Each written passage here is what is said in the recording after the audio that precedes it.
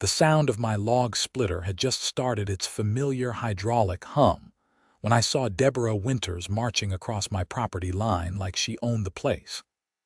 I knew immediately this was going to be one of those conversations that made me wish I lived somewhere without a homeowners association.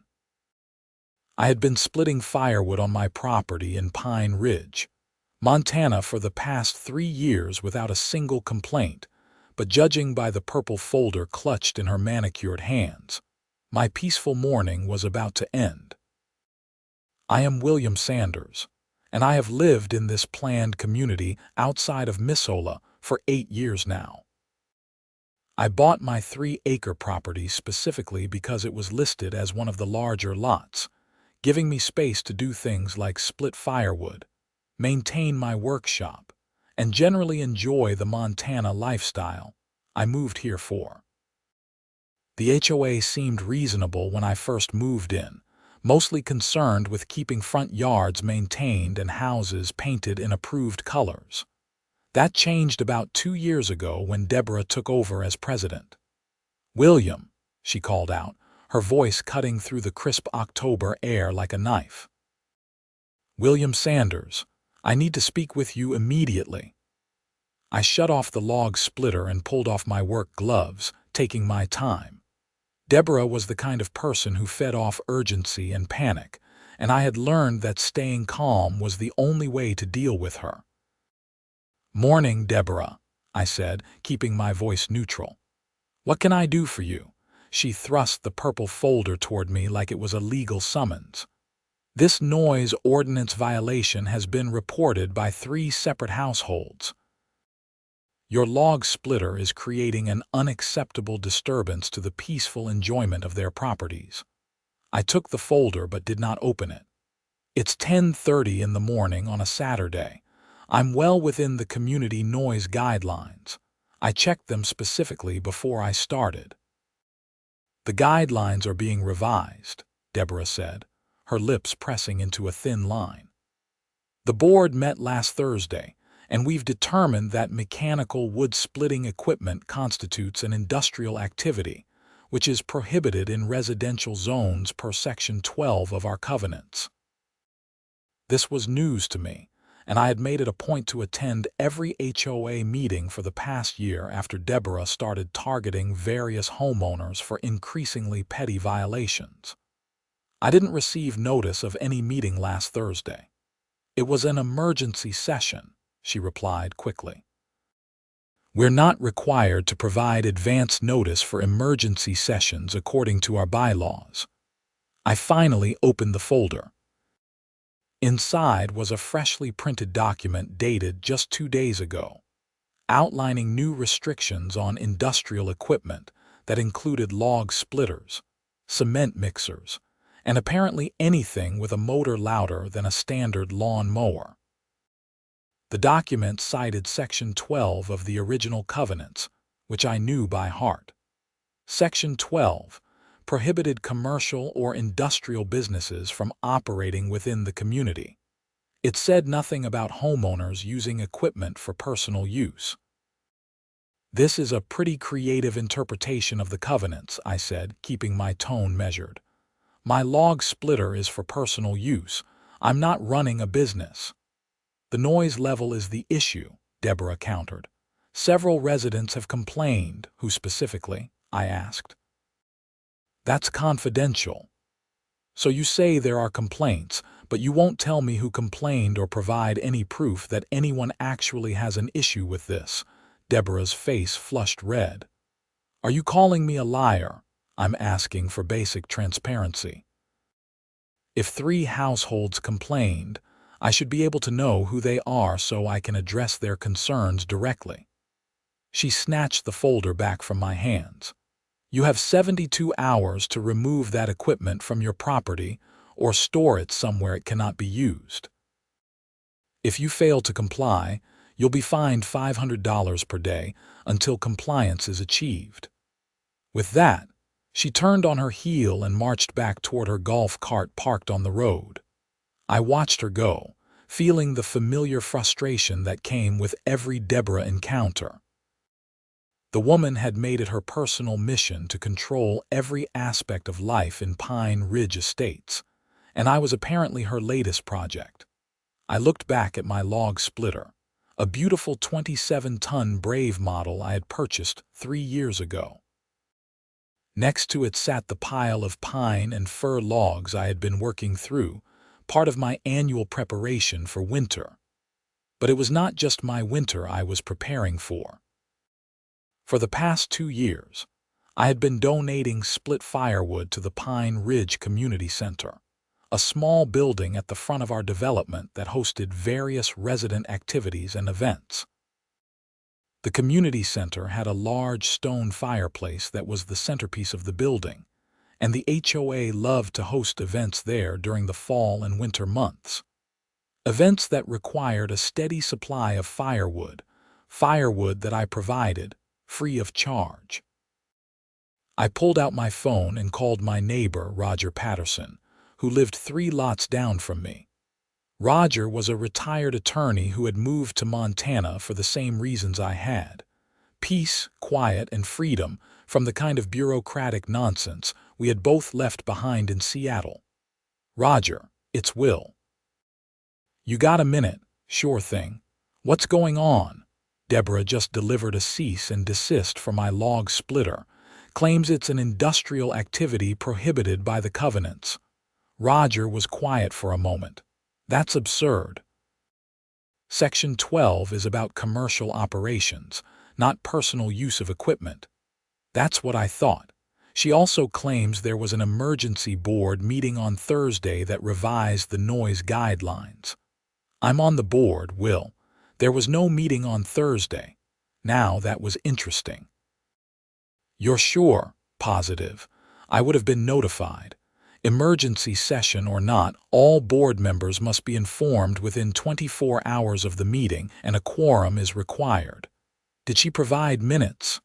"Just a new policy document about industrial equipment." "That's not legally binding then." "She can't create policy without a board vote. Send me whatever she gave you." I thanked Roger and hung up, taking a photo of the document before Deborah had snatched it back. I sent it to Roger's email and then stood there in my yard, looking at my log splitter and thinking about my options. The logical part of my brain said to fight this through proper channels. Roger would help me navigate the HOA bylaws. We would prove Deborah had overstepped her authority, and everything would go back to normal. But there was another part of me, the part that had grown increasingly tired of Deborah's power trips, that wanted to handle this differently. I thought about the community center and its fireplace. I thought about the Harvest Festival scheduled for the first weekend of November, just 3 weeks away. The Harvest Festival was Deborah's pride and joy, an event she had created and promoted as the signature gathering for Pine Ridge Estates. It featured hay rides, pumpkin carving, and an evening bonfire where residents gathered around the community center fireplace for hot cider and socializing. An event that required a substantial amount of firewood I had already committed to providing. My phone buzzed with a text from Roger. "This document has no legal standing. Deborah forged board approval. We need to call an actual board meeting to address this." I texted back, "When can we meet?" "I'll contact the other board members. Probably not until next week." "Can you hold off on using the splitter until we sort this out?" I looked at my pile of logs. I could certainly wait a week.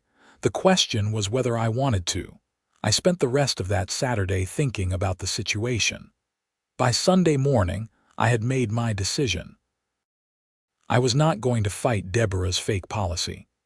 Instead, I was going to comply with it completely.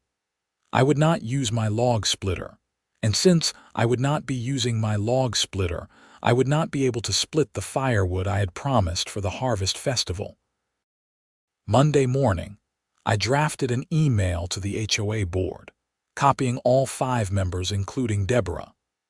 "Dear board members, I received notice on Saturday that my log splitter has been classified as prohibited industrial equipment per a new policy interpretation of the community covenants. While I disagree with this interpretation, I will comply with the direction provided by HOA President Deborah Winters. However, this compliance means I will be unable to fulfill my previous commitment to supply firewood for the community center and upcoming Harvest Festival. The log splitter was essential equipment for processing the volume of wood required for these events. I apologize for any inconvenience this may cause. Best regards, William Sanders. I hit send and waited. The response came within an hour, but not from Deborah. It was from Patricia Morrison, another board member who I knew was not particularly fond of Deborah's leadership style. Will, let me look into this situation. I was not aware of any policy change regarding equipment. Please hold off on any drastic decisions regarding the firewood supply. I replied simply, I'm just complying with the HOA directive as stated. I cannot use my log splitter, therefore I cannot split wood. I don't see any way around that. The next email came from Thomas Chen, the board treasurer. Emergency board meeting scheduled for Wednesday at 7 p.m. at the community center. All residents welcome to attend. This was going to be interesting. Wednesday evening arrived with unseasonably cold weather, a preview of the Montana winter that was coming. I drove to the community center and found the parking lot packed with cars. Apparently, word had spread about the meeting, and more than just the usual handful of residents had shown up. Inside, the main room was set up with rows of folding chairs, most of them already occupied. I spotted Roger near the front and made my way over to sit beside him. Big turnout, I said. Deborah's been calling people, trying to drum up support for her equipment ban. I think it backfired. Most people are here because they're confused about why the HOA is suddenly restricting what homeowners can do on their own property. The 5 board members sat at a long table at the front of the room. Deborah was in the center, looking composed but tense.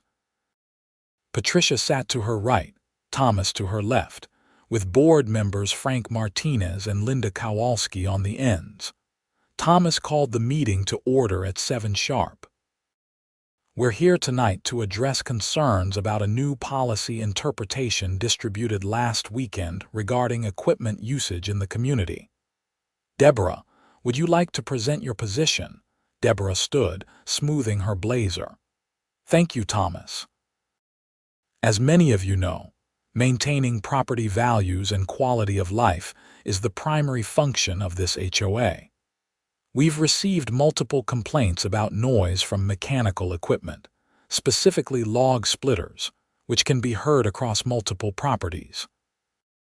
After reviewing our covenants, specifically Section 12, regarding industrial activities, I determined that such equipment falls outside the scope of acceptable residential use. A hand shot up in the 3rd row. It was Margaret Finley, a retired teacher who had lived in Pine Ridge longer than anyone else. Deborah, I've read Section 12 many times over the years. It's about prohibiting businesses, not about personal equipment. My late husband used a log splitter for 20 years, and nobody ever suggested it violated any covenant. Deborah's smile was tight. The covenants are subject to interpretation by the board, Margaret. As HOA president, I have the authority to make determinations about enforcement. Roger stood up. Actually, you don't. Not unilaterally. Any policy change or covenant interpretation requires a board vote. I've reviewed our bylaws extensively, and there's no provision for the president to act alone on matters like this. This was a safety issue, Deborah said, her voice rising slightly. I had the authority to act quickly. Then why wasn't the rest of the board notified? Patricia asked, her tone sharp. I received no communication about an emergency meeting or any policy change until William's email Monday morning. The room erupted in murmurs. Deborah held up her hands for quiet. There must have been a miscommunication. My intent was to bring this to the full board, but the immediate noise complaints required quick action. "Who complained?" someone called out from the back. "That's confidential," Deborah replied. "No, it's not," Frank Martinez said, speaking for the first time. Frank was a contractor who rarely involved himself in HOA politics, but when he spoke, people listened. If there are noise complaints, they should be documented with names and dates. That's basic record keeping. Deborah shuffled through papers in front of her. "I have the complaints." "They're in my files at home." "Convenient," Roger muttered beside me. Thomas stood up. "I think we need to address the actual question here. Does the board support this interpretation of Section 12? I'll be clear that I do not. Section 12 is explicitly about commercial operations. It mentions running a business from your property. It says nothing about normal homeowner activities or equipment." "I agree," Patricia said immediately. "Same," Frank added. Linda nodded. "The covenant is clear. This interpretation is a stretch." Deborah looked around the table, realizing she had lost. "Fine. But the noise issue remains. We need some kind of guideline about when loud equipment can be used." "We already have noise ordinances," Roger pointed out. "They specify quiet hours from 10 p.m. to 7 a.m. Outside those hours, reasonable noise from property maintenance is expected and allowed." "A log splitter is not property maintenance," Deborah insisted. "Of course it is," Margaret called out. "Heating your home with firewood is absolutely property maintenance." "What's next? Are you going to ban lawn mowers because they are loud?" The room filled with agreeing voices. Deborah's face grew redder. Thomas raised his hands for quiet. "Let's take a formal vote. All in favor of rejecting the proposed interpretation of Section 12 and confirming that homeowners may use standard residential equipment including log splitters on their property during reasonable hours." 4 hands went up. Deborah sat with her arms crossed, not voting. "Motion passes 4-1, Thomas announced. "Will, you're free to use your equipment as before." I stood up slowly. "I appreciate the board's clarification. However, I do want to address the firewood situation for the community center." The room went quiet. "I've been supplying firewood free of charge for the past 2 years. That's roughly 6 cords per year, which I split and stack myself using my log splitter. Given the uncertainty about whether my equipment would be banned, I did not continue processing wood for the center this fall. I've barely had time to prepare enough for my own household needs." Deborah's eyes widened. "But the Harvest Festival is in 2 weeks. I'm aware. You committed to providing firewood." "I committed to providing firewood when I believed I could legally use my equipment to split it. When the HOA president told me my log splitter was banned, that commitment became impossible to fulfill." Patricia leaned forward. "Will, the board has now confirmed you can use your equipment. Can you still provide the firewood?" I shook my head. "I don't think so.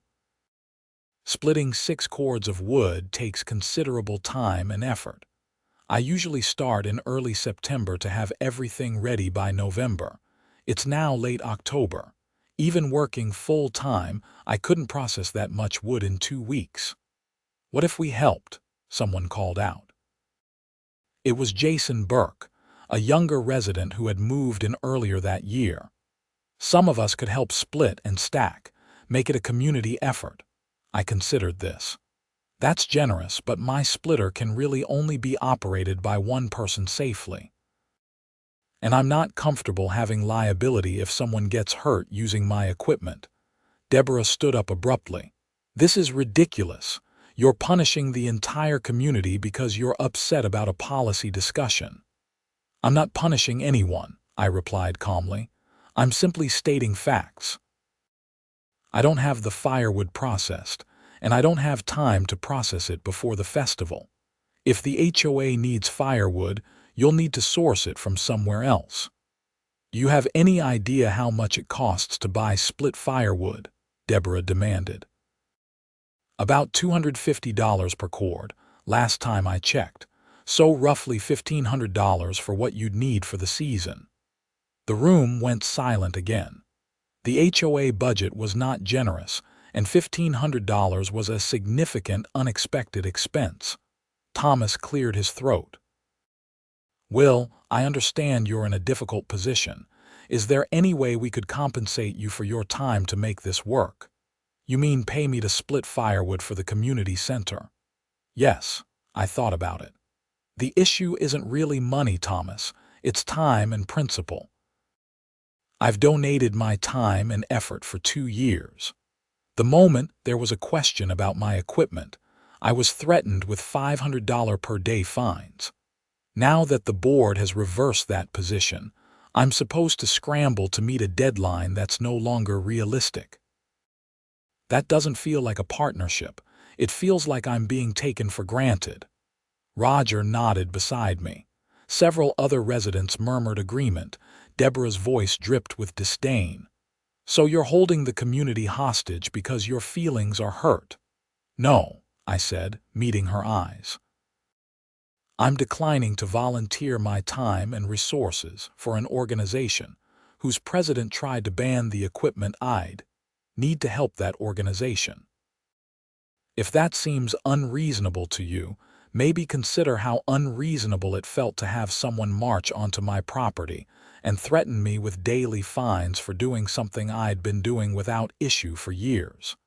Patricia stood up. Deborah, I think you owe Will an apology. Excuse me. You overstepped your authority, you didn't consult the board, and you threatened a homeowner who has been generously donating to the community. An apology is the least you can offer. Deborah's jaw clenched. I was acting in what I believed was the community's best interest. That's not an apology, Frank said.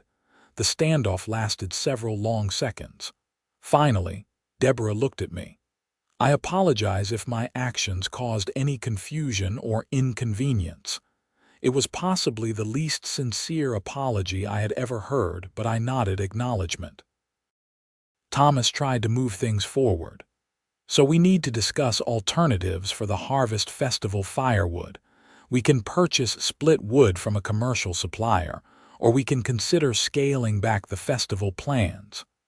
We're not canceling the festival, Deborah said immediately. Then we're buying firewood, Thomas replied. I'll get quotes tomorrow and send them to the board for approval. The meeting continued for another 30 minutes, covering various other HOA business, but I only half listened. I was thinking about the larger situation and what it meant for my relationship with the community going forward. After the meeting ended, several residents came up to shake my hand or pat my shoulder. Most expressed frustration with Deborah's leadership and sympathy for my situation. A few tried to convince me to reconsider helping with the firewood, but I held firm. It was not about being stubborn. It was about setting boundaries with an HOA that had shown it would overstep whenever convenient. Roger walked out with me to the parking lot. That went better than I expected. Did it? We still don't have firewood for the festival. No, but Deborah's credibility took a serious hit tonight.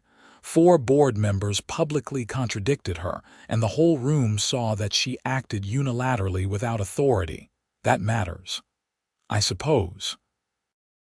Are you really done supplying firewood to the center? I sighed. I don't know, Roger. I'm angry right now. Maybe I'll feel differently in a few weeks, but I meant what I said. I'm not scrambling to split 6 cords in 2 weeks just because Deborah created an unnecessary crisis. That's fair. For what it's worth, I think you're handling this the right way. Deborah needs to learn that actions have consequences. I drove home through the cold Montana night, feeling a mix of satisfaction and frustration. Satisfaction that the board had overruled Deborah's absurd policy, frustration that it had come to this in the first place. The next few days passed quietly. I used my log splitter to process the remaining wood I needed for my own household, working in the mornings when the sound would be least likely to bother anyone. Not that I was particularly worried about complaints anymore, but old habits of being considerate die hard. On Saturday morning, a truck pulled up to my property around 9. I did not recognize the vehicle, but when the driver got out, I recognized him as Marcus Webb, who owned one of the commercial firewood operations just outside Missoula. "Morning," Marcus called out. "You William Sanders?" "That's me. Deborah Winters hired me to deliver firewood to the Pine Ridge Community Center. She mentioned you might have some logs that need splitting and suggested I talk to you about purchasing them." I stared at him. "She did what?" "Yeah, she said you had a bunch of unsplit logs you were looking to sell. I'm always looking for inventory, so I figured I'd check it out." I laughed, though there was no humor in it. "Marcus, I'm not selling my logs. Those are for my own use. Deborah has no authority to negotiate sales of my property." Marcus held up his hands. "Hey, no problem. She made it sound like you two had discussed it. My mistake. What did she hire you to deliver to the community center? 6 cords of split pine and fir." "I'm dropping the first load this afternoon." "What's she paying you?" $2,200 for the full order." I whistled low. That was about $400 more than the market rate. Either Deborah had negotiated poorly, or Marcus was taking advantage of the urgent timeline. "Well, good luck with the delivery.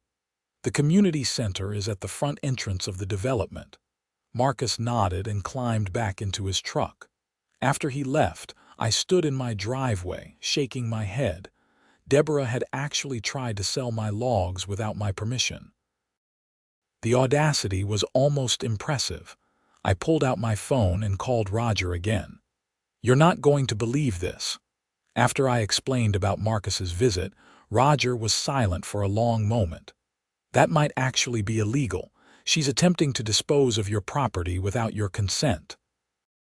"It's probably not worth pursuing legally." Marcus backed off as soon as I told him the logs weren't for sale. Still, it shows Deborah's mindset. She thinks she can do whatever she wants. Speaking of which, did the board approve that $2,200 firewood expense? What? No.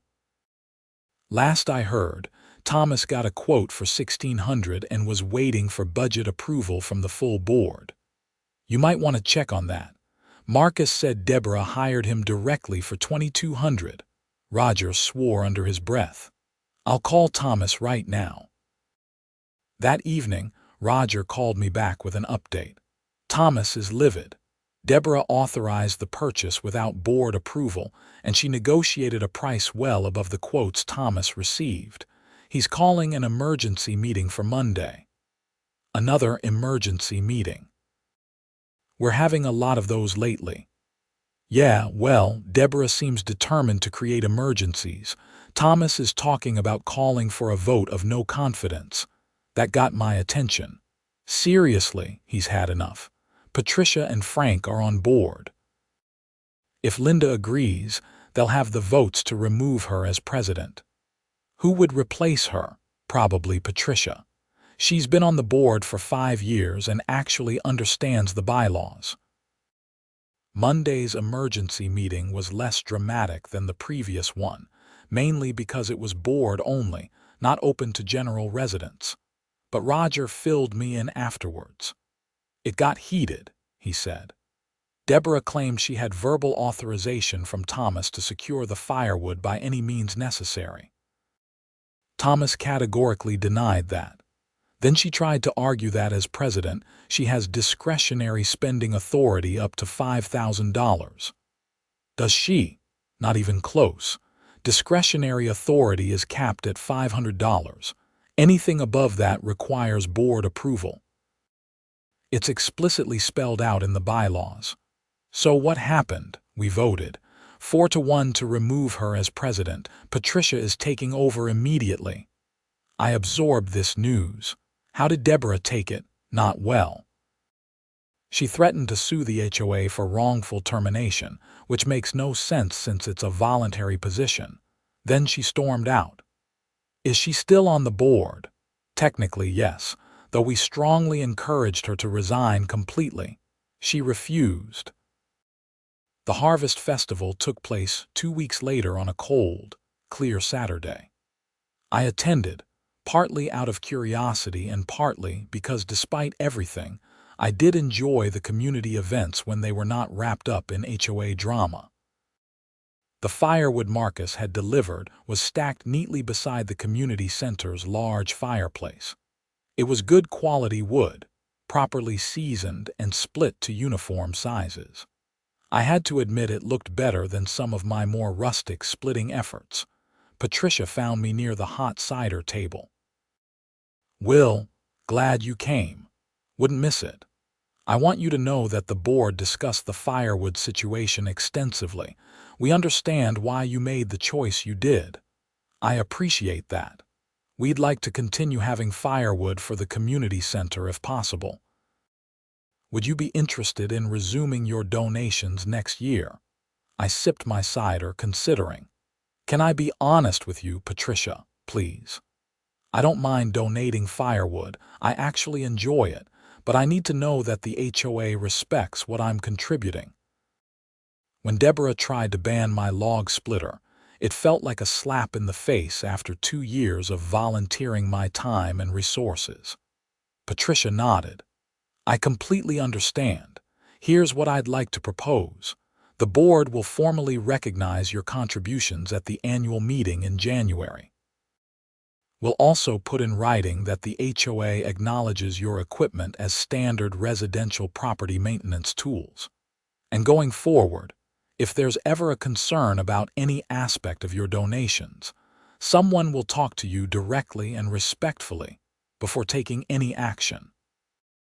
That sounds reasonable. Also, we're implementing new oversight on presidential authority. No more unilateral decisions. Everything goes through the full board. Good. That's how it should work.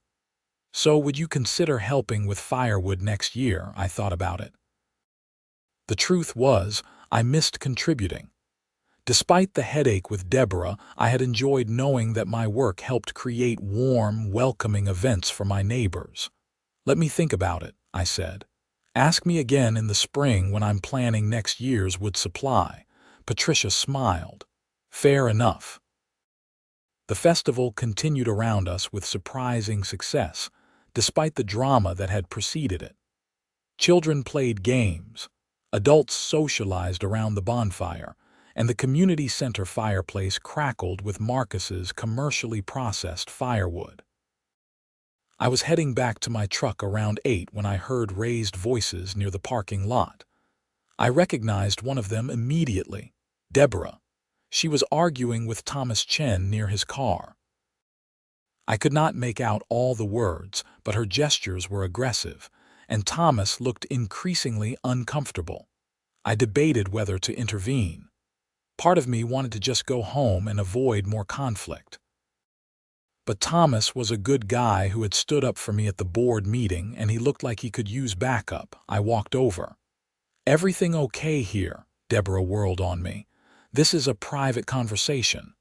It's a parking lot, I said mildly. Pretty public. Thomas, you good? Deborah is upset about the budget allocation for next year, Thomas said carefully. She thinks the board is cutting her out of the planning process.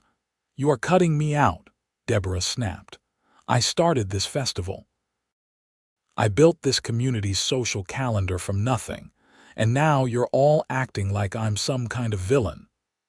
You exceeded your authority multiple times, Thomas said, his voice strained. You threatened homeowners, made unauthorized purchases, and refused to work collaboratively with the rest of the board. What did you expect would happen? I expected loyalty. I expected recognition for everything I've done. Recognition? I could not help myself. You tried to ban my equipment and threatened me with $500 daily fines. You attempted to sell my property without permission. You spent HOA money without authorization. That's not leadership, Deborah. That's an abuse of power. Her face contorted with rage. You poisoned the board against me. You and Roger and everyone else who can't handle someone actually trying to maintain standards in this community. The board removed you because of your own actions, Thomas said firmly. Will didn't do anything except stand up for his rights as a homeowner. I'm not done with this, Deborah said, her voice dropping to something darker. You all think you've won, but this isn't over. She got into her car and peeled out of the parking lot faster than was safe. Thomas let out a long breath. That woman is unhinged. Is she threatening legal action? I don't know what she's threatening at this point, but I'm documenting everything, just in case. November slid into December, and Montana winter arrived in full force. My log splitter sat covered in my workshop, my woodpile adequately stocked for the season. The community center continued hosting events with purchased firewood, and life in Pine Ridge Estates settled into a calmer rhythm under Patricia's more collaborative leadership. Then, on a Tuesday evening in mid-December, I got a call from Roger. Will, we have a problem. What now? Deborah filed a formal complaint with the county claiming that your log splitter violates noise ordinance laws and that the HOA has failed to enforce community standards. I sat down heavily. She went to the county. Gets worse. She's also claiming that you've been operating a commercial firewood business from your property without proper permits. That's completely false. I've never sold firewood. I know that. You know that. But now we have to deal with a county inspector who's required to investigate the complaint. The county inspector arrived on Thursday. His name was Gary Mitchell, a tired-looking man in his 50s who seemed deeply uninterested in HOA disputes. Mr. Sanders, I'm here about a complaint regarding commercial activity and noise violations. Do you operate a firewood sales business from this property? No, I do not. Do you own a log splitter? Yes. Do you use it to split firewood? Yes, for my personal use and occasional donations to the community center. Gary made notes on his clipboard.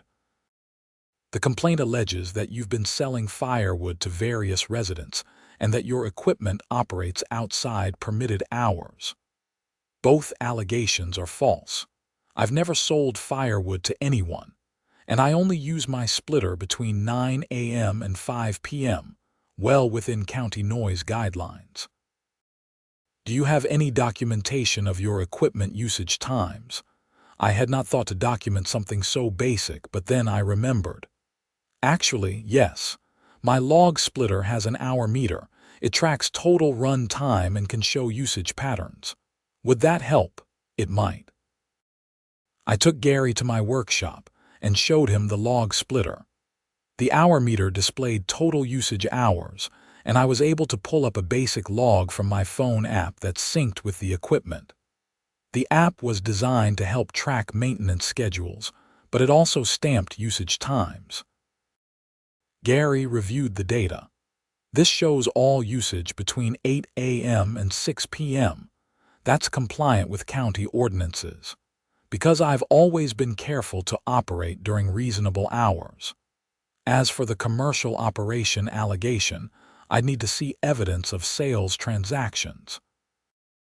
Do you have any business records? I don't have business records because I don't have a business. No bank deposits from firewood sales, no receipts or invoices. Nothing because I've never sold firewood. Gary made more notes.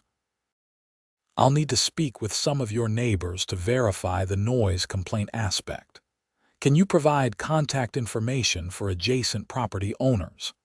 I gave him Roger's information, along with contact details for 2 other neighbors whose properties bordered mine. All 3 would confirm that my equipment was not a nuisance. Gary left after about an hour, promising to complete his investigation within 2 weeks. I immediately called Roger to warn him that he might be contacted. "Already got the call," Roger said.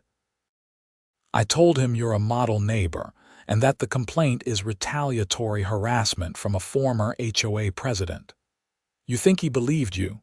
"Gary's no fool. He's been doing this job for 20 years. He can spot a vendetta when he sees one." The investigation wrapped up before Christmas. Gary's report found no evidence of commercial activity and no violations of noise ordinances. The complaint was dismissed as unsubstantiated, but Deborah was not done. In early January, Patricia called me with yet another update. Deborah has resigned from the board, but she's filed a lawsuit against the HOA. On what grounds? Wrongful removal, defamation, and some kind of conspiracy claim. It's honestly hard to follow.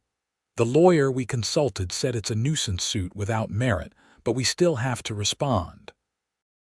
Is she suing me personally? Not yet, but she mentions you by name in the complaint as someone who organized a campaign to undermine her leadership. I rubbed my temples. This is insane. I know. The board is voting on whether to countersue for the unauthorized purchases she made.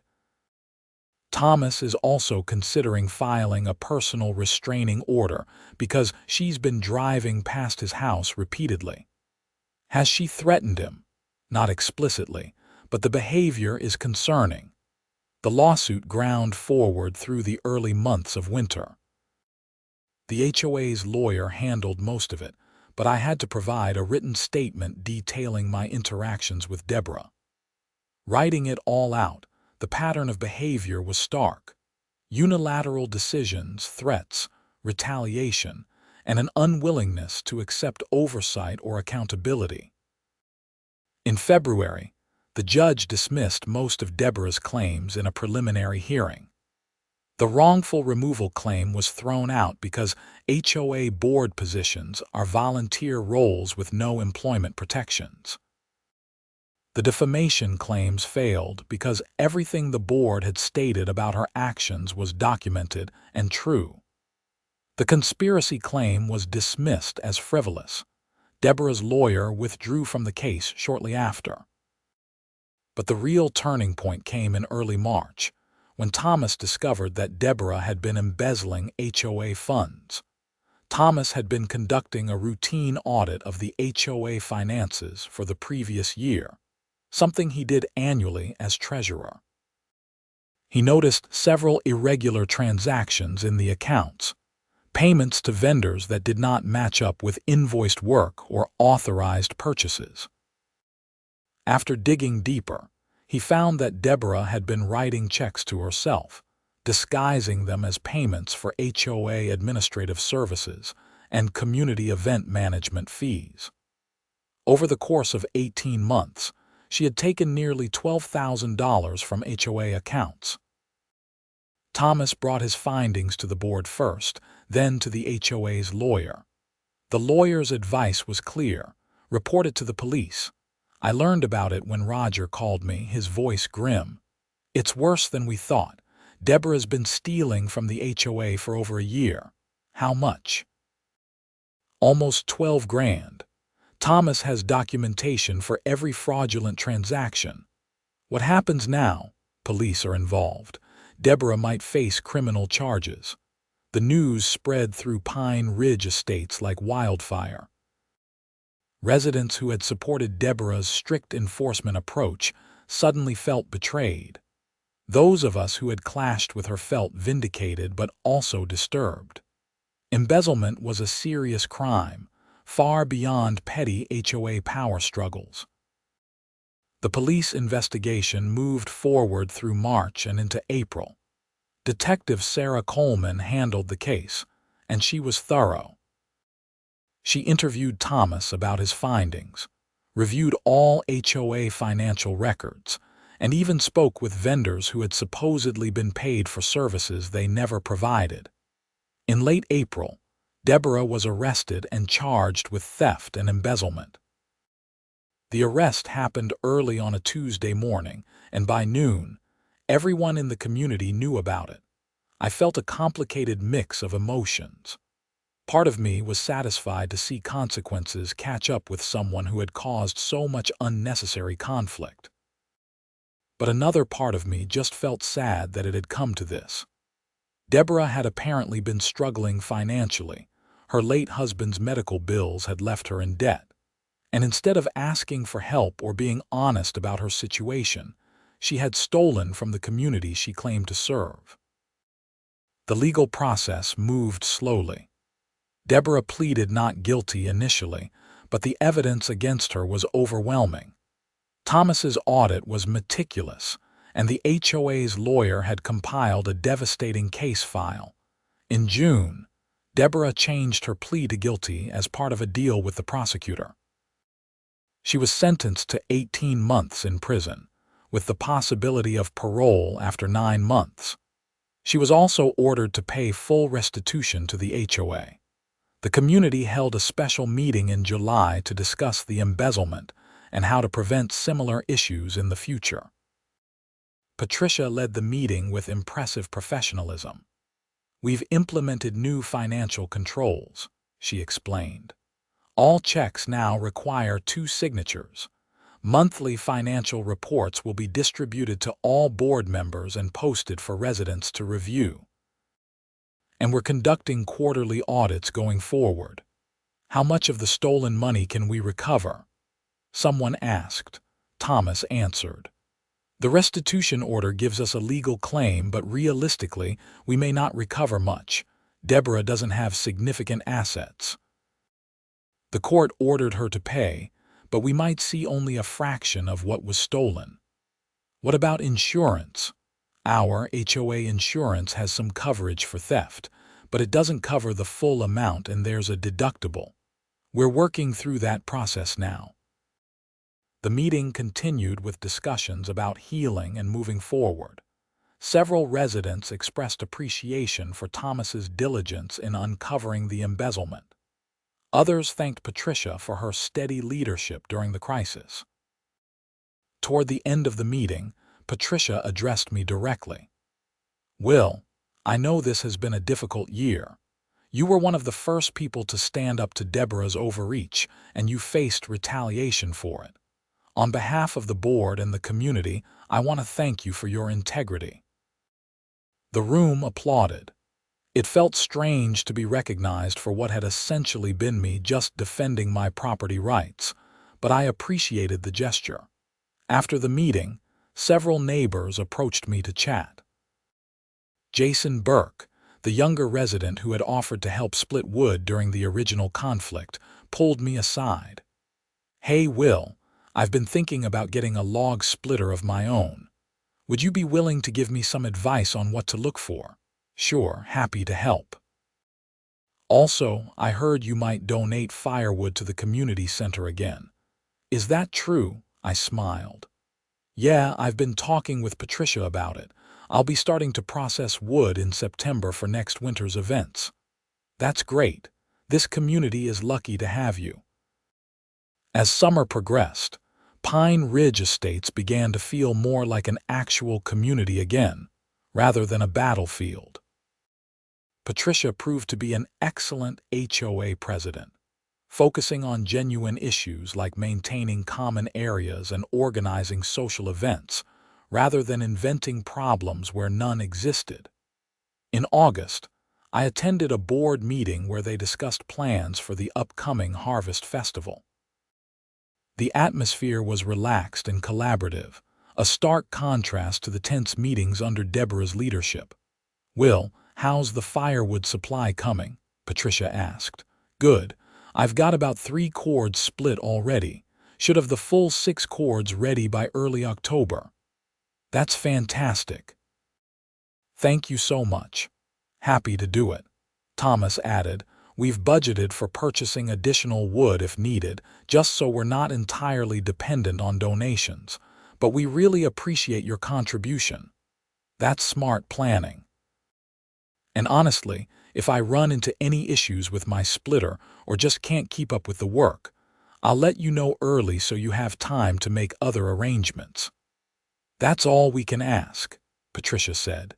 September arrived with cool mornings and golden aspens on the mountains surrounding Missoula. I fell into my routine of splitting wood several times a week, working in the mornings when the weather was pleasant and the noise would not bother anyone. One Saturday, Roger stopped by to watch me work. "You know, I never really appreciated how much effort goes into this." I smiled, guiding another log into position. "It's good exercise, meditative in a way. You're splitting wood by hand a lot too, I notice." "Yeah, I use the hydraulic splitter for the bigger, gnarlier pieces, but a lot of this pine splits pretty easily with a maul. Saves fuel and keeps me in shape." "Have you thought about what would have happened if the board had actually upheld Deborah's ban?" "Sometimes. I probably would have fought it legally, honestly. Property rights matter to me, but it wouldn't have been pleasant." We came pretty close to a real disaster. If Thomas hadn't been paying attention to the finances, Deborah might have kept stealing indefinitely. "True. Makes you appreciate good governance," Roger chuckled. "Never thought I'd hear someone say they appreciate HOA governance." "Well, good HOA governance. There's a difference. The Harvest Festival that year was the best one yet. The weather cooperated with clear skies and temperatures in the low 60s. The firewood I had donated burned clean and hot in the community center fireplace, creating the perfect ambience for the evening gathering. Patricia made a point of publicly thanking me during her welcome speech. I want to recognize Will Sanders for his generous donation of firewood for our community center. Will has been providing this firewood for 3 years now, and it's contributions like his that make Pine Ridge Estates a true community. The crowd applauded, and I nodded acknowledgement from where I stood near the cider table. Later that evening, as the bonfire burned down to coals and residents began heading home, I stood looking at the community center with its warm light spilling from the windows and smoke curling from the chimney.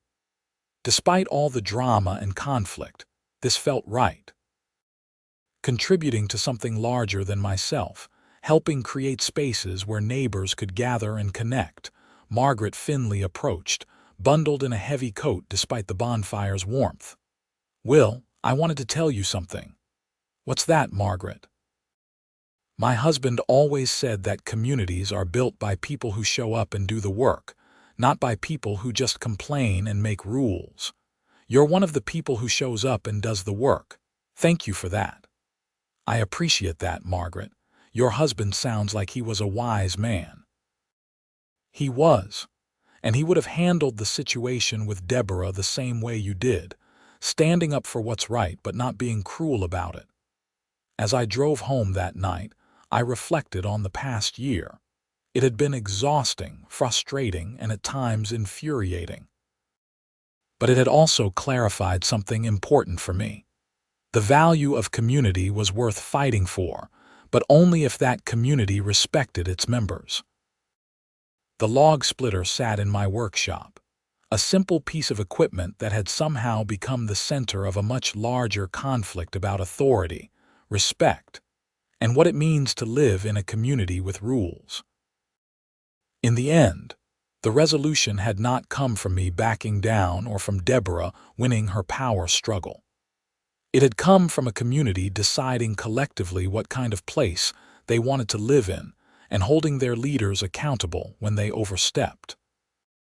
December brought heavy snow and bitter cold to Montana.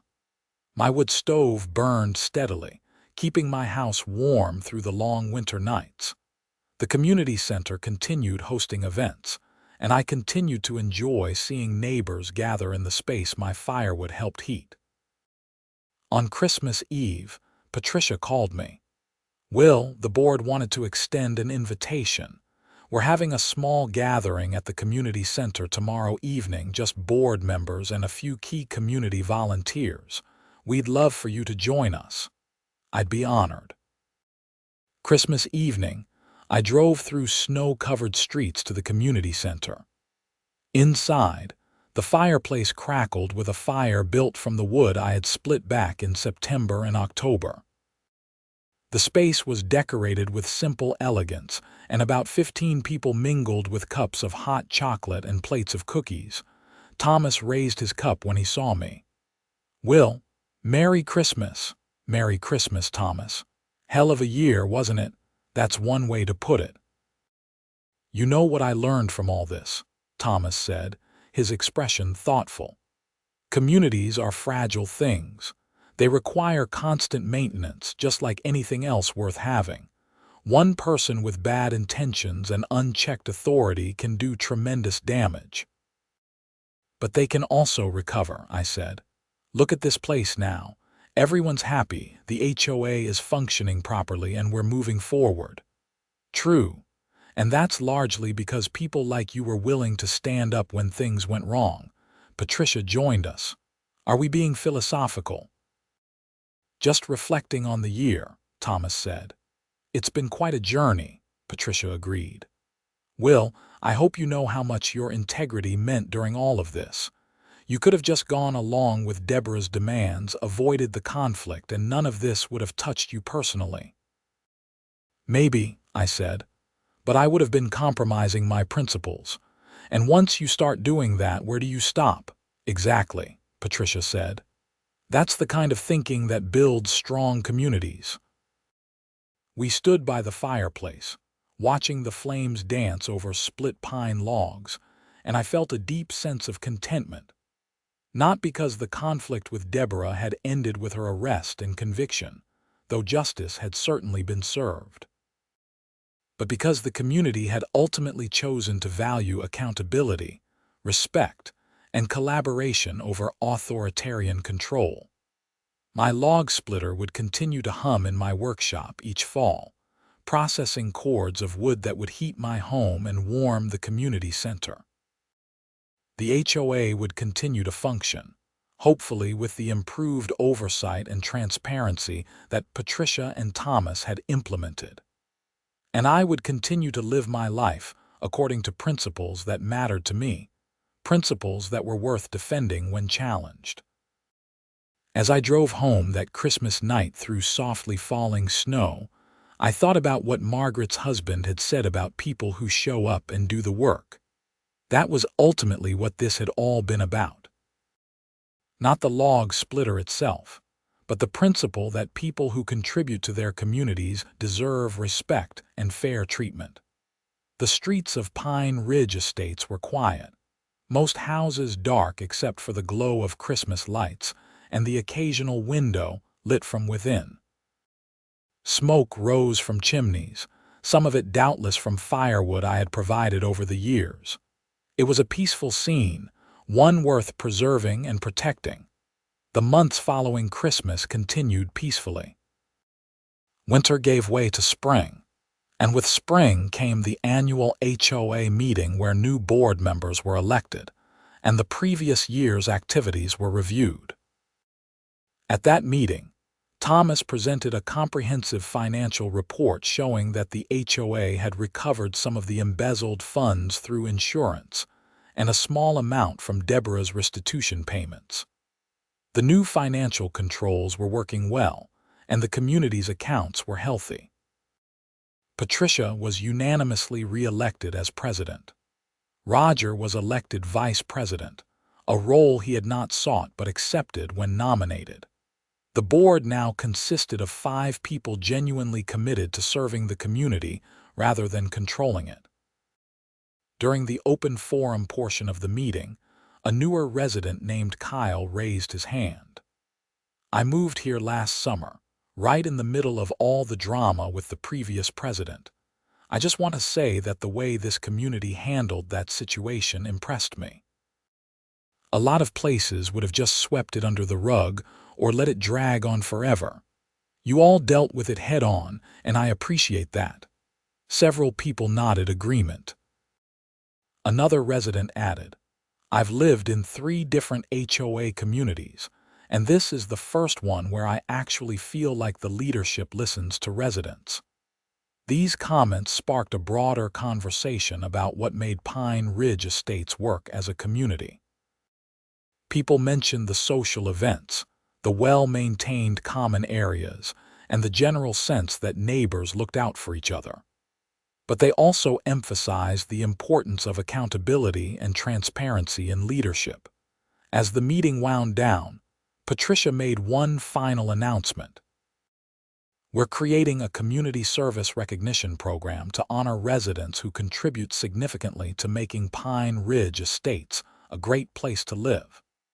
Our first recognition goes to Will Sanders for his years of donating firewood and his integrity during a difficult period for our community. She presented me with a simple plaque that read, "In recognition of outstanding community service and dedication to the principles that make Pine Ridge Estates a true community. Presented to William Sanders, March 2025.